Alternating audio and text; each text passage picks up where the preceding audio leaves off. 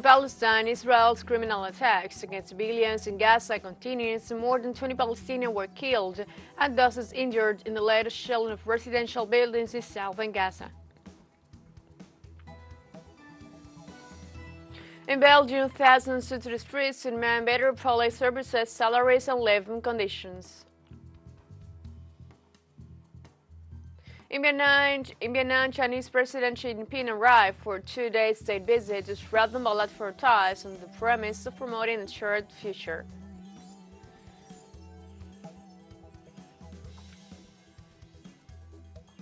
Hello, welcome to From the South. I'm Ana Rosabal from teleSUR Studios in Havana, Cuba. We begin with the news.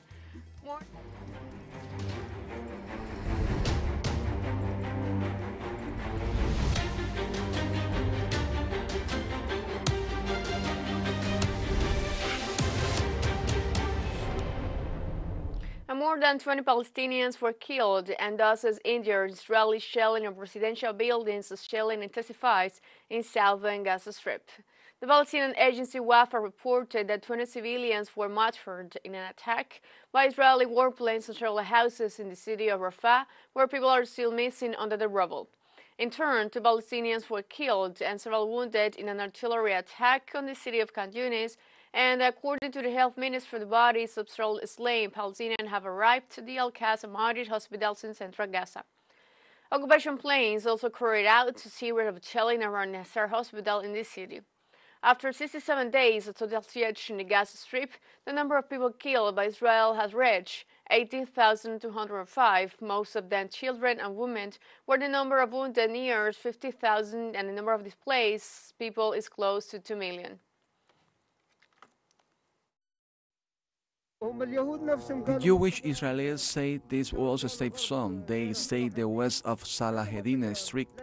This is a safe zone, but there is no safe zone in all Gaza Strip. They say the south is safe, Rafah is safe. Where is the security in Rafah? Every day there are strikes in Rafah. There is no safe zone. The health ministry of Gaza announced Israeli forces have raided the Kamal Adwan hospital in the northern Gaza Strip. Minister spokesman Ashra Al-Qudra said Israeli occupation forces stormed Kamal Adwan hospital after besieging and bombing it for days, accusing the troop of rounding up men in the hospital's courtyard, including medical staff. Al-Qudra also called on the United Nations, the World Health Organization, and the International Committee of the Red Cross to act immediately to save the life of those inside the hospital. Inside there are patients, medical staff, and thousands of civilians who have taken refuge after being forced to flee their homes.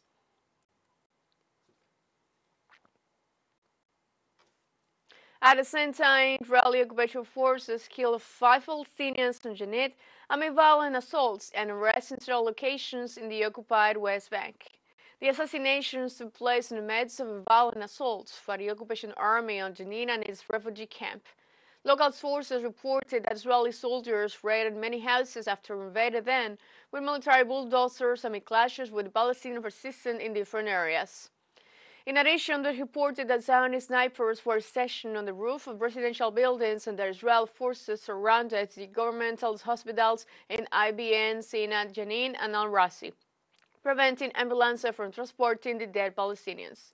On the other hand, military incursions and arrests were reported in Naskar, Camp Aqaba City, and Silwat, where soldiers were arrested among others a 12-year-old boy. At a cabinet meeting in Ramallah, Palestinian Prime Minister Mohammed Tayyeh condemned the U.S. for supporting Israel. We condemn anyone who encourages Israel to continue its killings. We closely monitor the United States policy, marked by chaos and international confusion in their support for Israel. While claiming to be against the killing of civilians, the United States approves the Security Council resolutions to halt the war. This unconditional support for Israel occurs without Israel adhering to the rules of international humanitarian law. In Chile, demonstrators waved Palestinian flags and chanted slogans to show their support for Palestinians amid the ongoing Israel genocide in Gaza. A police water cannon attempt to disperse the crowd in front of the embassy Waira Nasrallah Mohor, a Palestinian living in Chile's serious opposition to a ceasefire, cannot go unpunished. The United States vetoed the humanitarian ceasefire resolution in the UN Security Council on Friday. Meanwhile, Israel has pushed its military offensive deeper into the Gaza Strip, and a willingness to discuss a ceasefire is waning, according to Qatari mediators. More than 18,000 Palestinians have been killed since the war began, and about 90% of Gaza's 2.3 million people have been displaced inside the besieged territory, where UN agencies say there is no safe place to flee.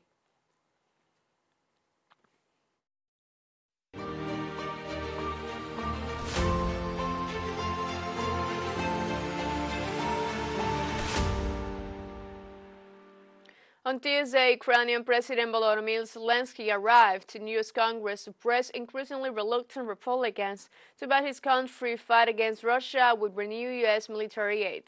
Zelensky was due to meet with leaders in the Senate and House of Representatives before moving on to the White House for talks with the President Joe Biden. Ukrainian President Volodymyr Zelensky made an impassioned plea for continued U.S. military support on Monday in a Washington speech. Republican senators last week blocked the White House request for $106 billion in emergency aid, and primarily for Ukraine and Israel. Conservatives said they will refuse the package for the close foreign allies if Democrats in the White House did not also agree to far-reaching immigration reforms targeting security on the politically sensitive U.S.-Mexican border. On Monday, the senior official of the United Nations Office for Disarmament Affairs told the UN Security Council that the senseless war in Ukraine cannot be allowed to continue. The world cannot afford this senseless war to continue. As the Secretary General has repeatedly emphasized, the United Nations is committed to support all meaningful efforts to bring a just and sustainable peace to Ukraine, guided by the UN Charter, international law, and relevant General Assembly resolutions. Let's take a short break, but remember you can join us on TikTok at teleSUR English, where you'll find news in different formats, new dates, and more. Our story is coming up, stay with us.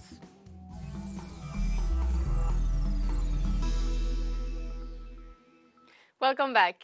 European Union authorities reported that the number of migrants using the Mediterranean route increasingly dramatically during 2023. The European Border and Coast Guard Agency Frontex said that the total number of migrants arriving in the European Union by non-regular means exceeded 355,000 at the end of last November. The central Mediterranean route, marked by the crossings to Italy from Tunisia or Libya, continued to be the most common route or entry to the European continent. Frontex warned that its figures are not exhaustive, as they only include migrants preceded by the government officials and not those entering the bloc undetected. As the number of refugees soars around the world, the United Nations is urging countries at a global summit this week to help displaced people and refrain from populist anti-migrant rhetoric.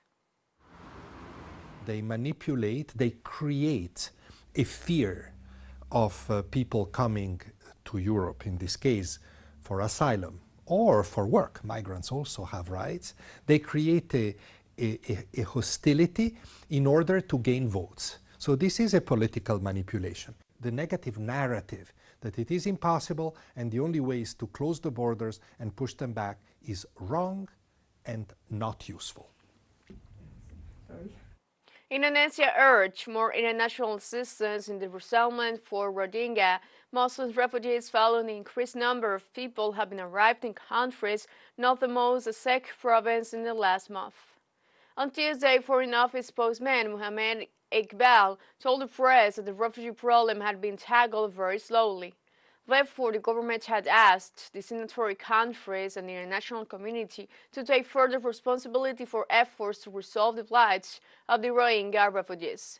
More than 1,500 Rohingya refugees have arrived by boat since November. Some were denied landing by residents of Aceh Utara district and Saban Island, raising concerns among human rights organizations. UNHCR in Indonesia recorded 1,664 Rohingya refugees in 7 different locations, 4 of which are unsuitable for even a new day stay. The most important is really to identify new sites because currently there are too many refugees that are living in unsuitable sites, and that's also important for the local communities, right? That they see that that refugees are not living in a coconut field, for example. That's not a appropriate place to live. So we are working on that, while also ensuring, together with our partners, the provision of humanitarian assistance. So I think it's very important that we don't inflate the rejection. It is not everywhere, and there is also many Indonesian and Achinese that understand that there is a need for help. Temporary, yes, but it is important that we help. If we don't help, you will have a humanitarian catastrophe in front of you. In Pakistan on Tuesday, an attack by an explosive-laden vehicle on the main gate of a police station in northwest of the country left 23 soldiers dead. Local authorities also confirmed more than 30 wounded and the collapse of a police station. Meanwhile, the army said that prior to the vehicle ramming, Israel militants tried to enter the compound in the Dera Ismail Khan district, but failed and 6 attackers were killed. A militant group linked to the Palestinian Taliban claimed responsibility for Tuesday's attack, and strikes by militant groups in Pakistan have been on the rise, especially in its region bordering Afghanistan, after the hardline Islamic militant group Tehreek-e-Taliban Pakistan withdrew from its ceasefire on 2022. Thousands of demonstrators rallied in Belgium on Tuesday, demanding better police services, salaries, and living conditions. The protests in central Brussels took place during EU negotiations on the new Stability and Growth Pact, which aims to limit member states' debt and deficits. Nations trying to spend their way out of the crisis will instead implement a series of economic policies, such as budget cuts and tax increases. But critics say the policies known as austerity won't work. The European Trade Union Confederation, which represents 45 million members, claims the planned reinstatement of the Stability and Growth Pact will force 14 member states to cut a combined €45 million from their budgets this year alone. European inflation fell more than expected in November to 2.4%, the lowest in more than 2 years, bringing some relief to household hit hard by the economic impact of the coronavirus pandemic and the conflict in Ukraine.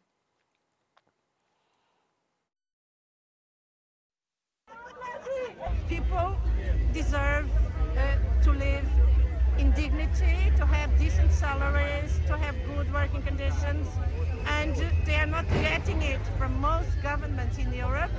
And there's austerity measures being imposed, and we demand fair taxation so that there is enough money to go to the public services, and all European citizens, all European workers can live with dignity. In Haiti, court clerks began a new day on indefinite strike to demand the compliance of agreements signed with the government in 2017. During the day, protesters demanded the respect to the rights of all employees and claimed the removal of discrimination in wages.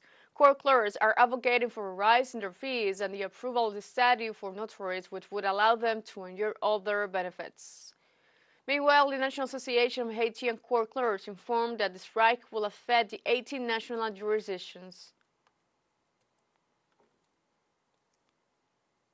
We have a second job break coming up, but before we invite you to join our WhatsApp community or our English-speaking audience, you can scan the QR code on the screen to join directly and share the link to reach more people. Constant news coverage of Latin America and the Caribbean, as well as the rest of the world. Stay connected and informed with teleSUR. Final job break, don't go away.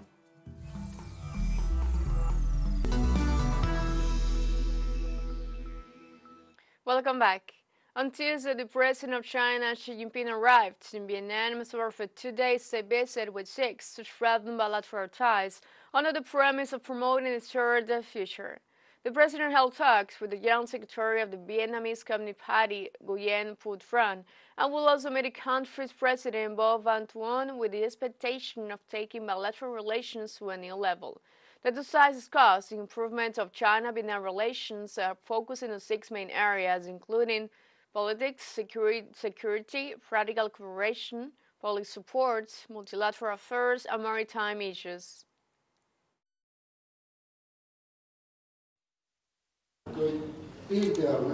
I believe that your meeting will be successful and become a new historic mark to bring the bilateral tie between the two countries, the two parties, to a new height for the shared hope and interests. With a focus on seeking development for our countries, people's happiness and progress for mankind, I am willing to work with my Cabinet General Secretary to announce a new positioning for our two countries and parties on the basis of deepening the China-Vietnam Comprehensive Strategic Partnership. We will work together to create a China-Vietnam community with a shared future of strategic significance. The United Nations ended its mission in Mali after 10 years deployment in the country. The mission, known as MINUSMA, officially withdrew the flag of the UN this Monday in the capital city of Bamako. The mission's objective was to support the fight against the insurgency in the country after the Tuareg rebellion in 2012. The withdrawal of troops continued to take place after a week after the mission completed the departure of its troops and personnel in Sabari. In June, Mali's military government, which took power in 2020, demanded the departure of the mission deployed since 2013, despite being affected by attacks by armed groups in the Sahel region. In a little more than 2 weeks, MINUSMA will close its door for good, a process that began after the adoption of Resolution 2690, which followed the request by the Malian authorities to withdraw the missions. This process has involved the closure since the beginning of August of 10 of the 13 bases we had in central and northern Mali, as well as in Bamako. At COP28, hopes of ending a critical climate summit on time faded early Tuesday as countries remained far apart on key issues, including an agreement on what to do about the fossil fuels that are causing dangerous global warming. On Monday, critics condemned a draft agreement released in Dubai as a watered-down document that won't stop until the climate change. On Tuesday, demonstrators rallied just yards away from the plenary building, calling for a phase-out of fossil fuels, fully funded, public finance, support for gender equality, and human rights. The draft document instead called on countries to reduce the consumption and production of fossil fuels in a just, orderly, and equitable manner. The Bangladeshi envoy said a revised draft text will be presented on Tuesday.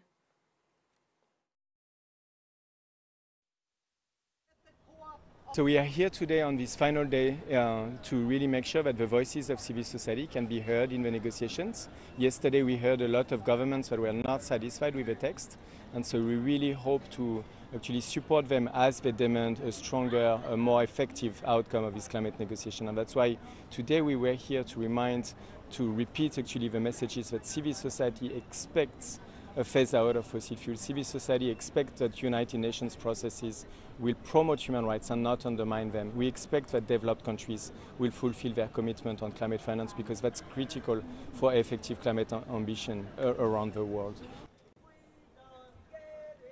On Tuesday, the Egyptians cast their ballots in the last day of voting in the presidential election that is certain to see President Abdel Fattah el-Sisi secure another term in office. The vote, which began across the country on Sunday, has been overshadowed by the Israeli aggression against Gaza and the Egyptian's eastern border.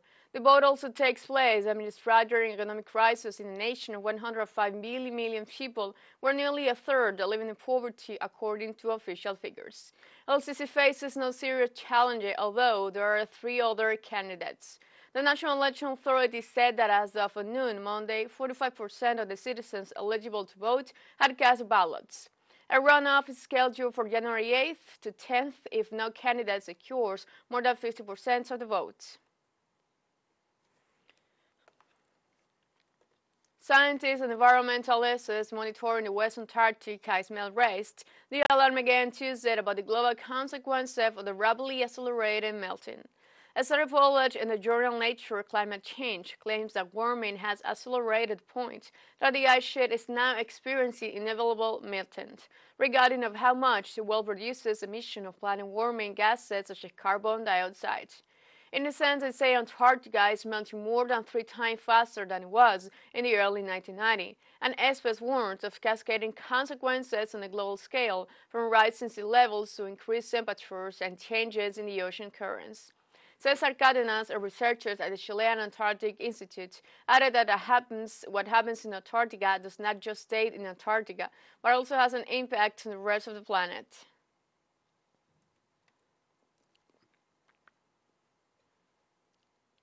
And we have come to the end of this brief, but before saying goodbye, we want to thank our Caribbean audience, especially the audience of Trinidad and Tobago. We are pleased to share our newscast and contribute to provide an alternative news source of the latest world events.